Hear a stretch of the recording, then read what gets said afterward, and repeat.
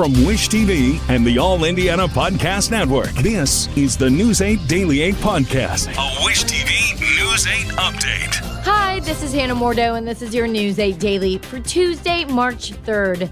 Prepare for a lot of rain over the next few days. It's really going to camp out over the state with very little reprieve. There's also going to be some heavier rain in the mix with all of this. When it comes to temperatures, it's going to really vary today.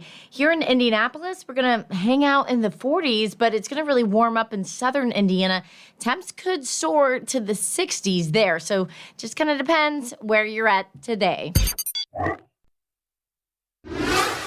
New on Daybreak. As the conflict with Iran enters its fourth day, the State Department is now evacuating non-emergency personnel from 6 countries in the Middle East. The department is also warning Americans who may have traveled to 14 countries in the region to leave immediately. You can see those online at wishtv.com. The move comes as the U.S. says its embassy in Saudi Arabia was hit today by 2 suspected Iranian drones.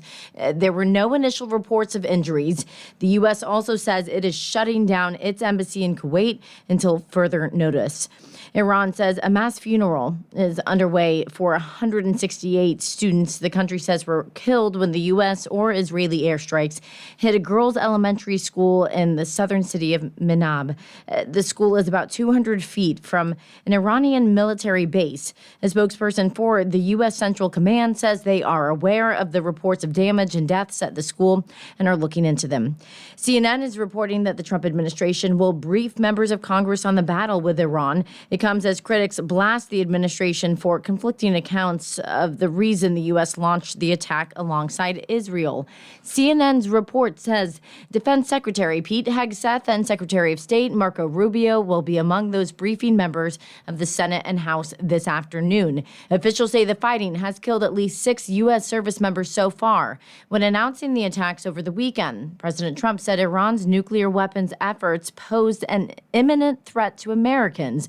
Since then, though, the Pentagon has told congressional staffers there was not an imminent threat from Iran. Then yesterday, Rubio told reporters that Israel had planned the initial bombing and that the U.S. attacks were carried out to prevent possible retaliation from Iran.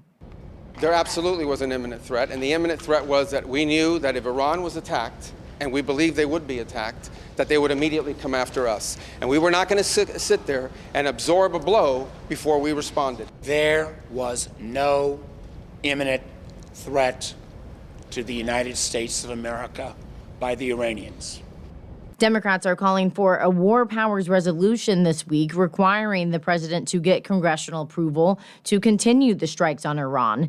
Indianapolis Congressman Andre Carson is among the co-sponsors of that war powers resolution.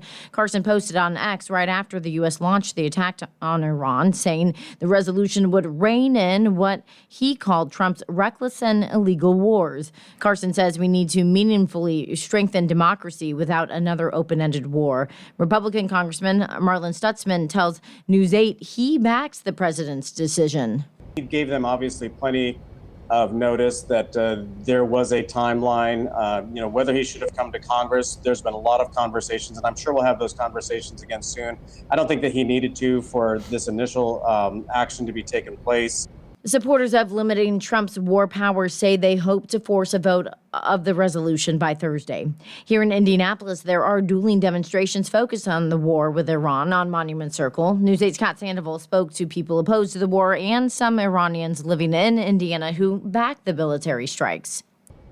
We're here in Monument Circle where dozens of protesters are speaking out against the U.S. strikes in Iran. These people protesting, they don't trust the country. They do not appreciate what they have. Iranian American Hassan Mikhanha stands feet away from the anti-war protesters. He waves both Iranian and American flags. He says he's lived in Iran for years, but had to leave because of the repressive regime. And he's not alone. I lived there under that regime. They took me to prison. They beat me up for a strand of hair was out of my scarf. So for nothing, they can take you and beat you up, rape you, execute you. Anti-war protesters don't think the U.S. should meddle in other countries' affairs, holding signs that says, "Stop the war on Iran." Right now, the U.S. and Israel has started a war with Iran completely unprovoked, and it's costing us money, our taxpayer money. It'll cost the lives of Americans and people around the world. And so if we can avoid it, which we can, we have to. Several cars honk in support. Protesters tell me there are massive local needs that are unmet in our community, like jobs, healthcare, and housing. The U.S. is involving itself in another war that is not sustainable at all. We've seen various different wars across the past 2 decades that has brought devastation to the regions it occupies. And protesters here say they will rally as long as it takes. Reporting from Indianapolis, I'm Kat Sandoval with Wish TV, wishtv.com. The conflict in the Middle East is causing oil prices to surge. The violence is impacting a key shipping route. As Jen Sullivan explains, that could impact gas prices here at home.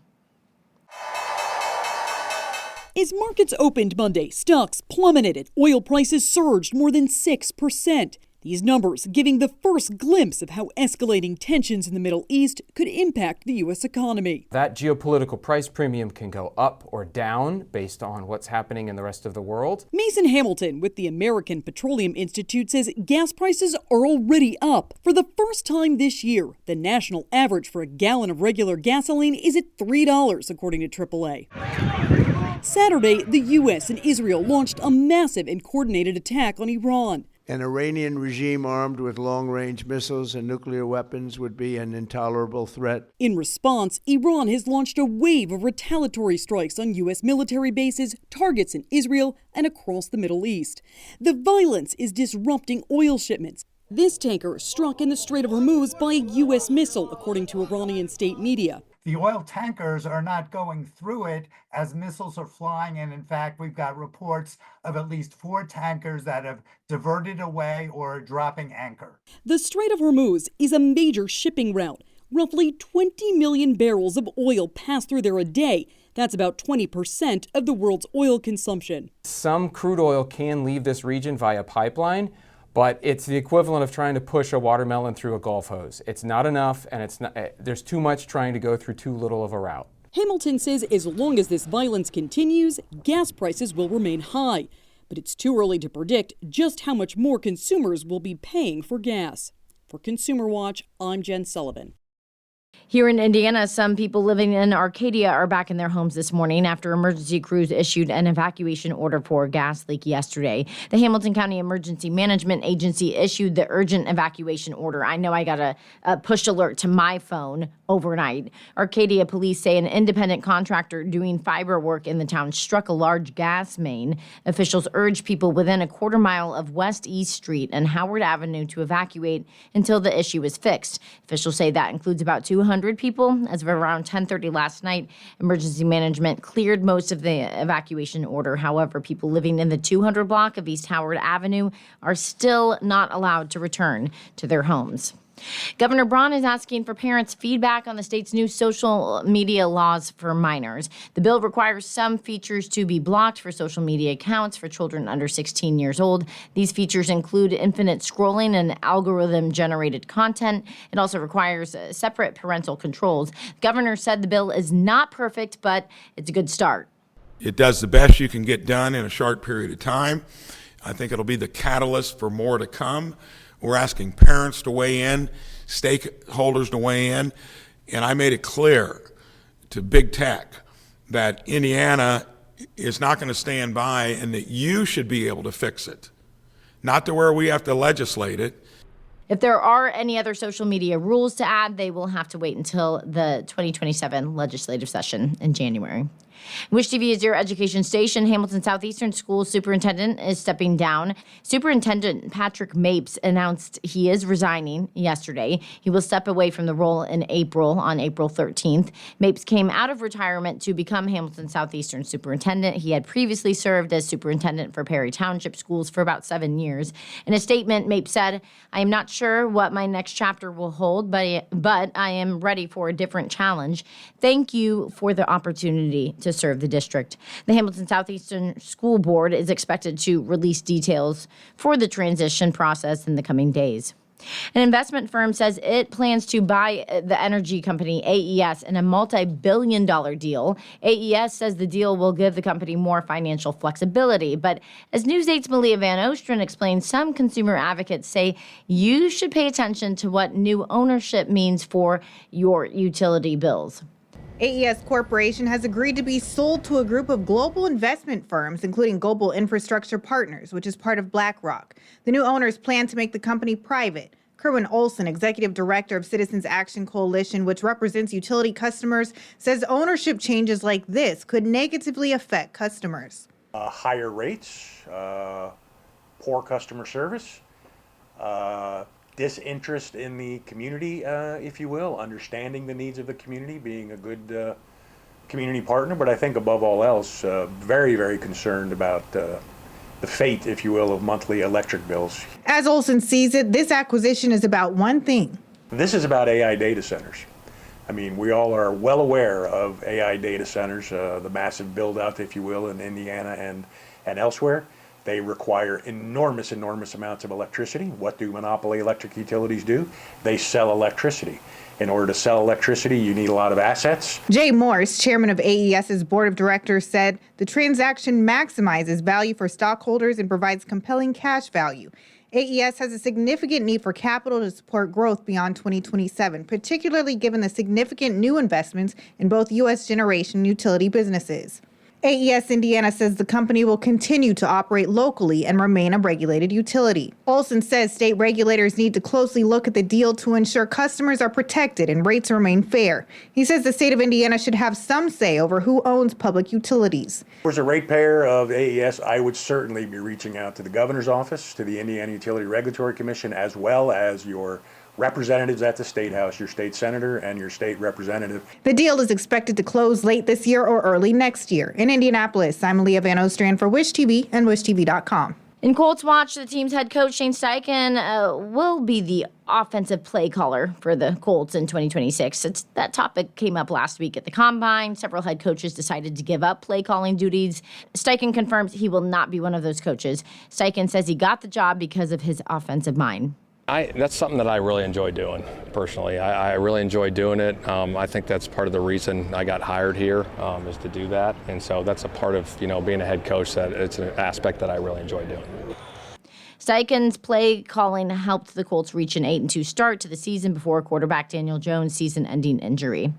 Single-game tickets for the Indianapolis Indians are now on sale. Tickets for all 75 home games for Victory Field went on sale yesterday. Prices are $13 for lawn, $16 for reserved, and $19 for box seats. The season starts at Victory Field not too long on March 27th with that whole new look for the team as the Indians take on the St. Paul Saints. This has been your News 8 Daily. From Wish TV, I'm Hannah Mordeau. Watch us on Wish TV and WishTV.com. This is the News 8 Daily 8 podcast, a Wish TV News 8 update on demand. For even more, on demand and on the go, connect with Wish TV on Facebook at WishTV.com and on the free Wish TV mobile app. Thank you for listening, and be sure to like, subscribe, and follow this podcast for updates every weekday morning on the All Indiana Podcast Network and wherever you get your podcast.